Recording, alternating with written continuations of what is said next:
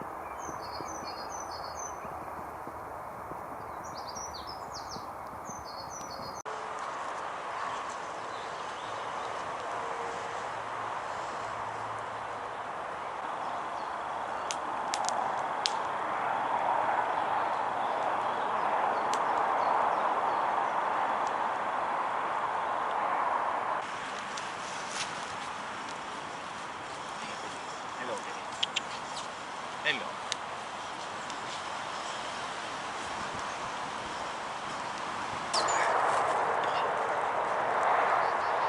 So here we have it, 10 minutes to better bushcraft.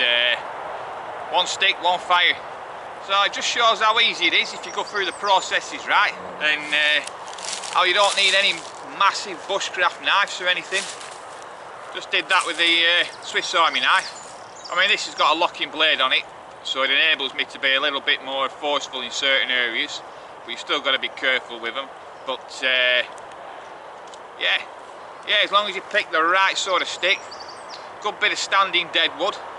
Yep, always better with standing dead wood than anything off the floor, or even, I mean, stuff hung up in trees is better than on the floor, but if you can find some standing dead wood that's still attached, perfect.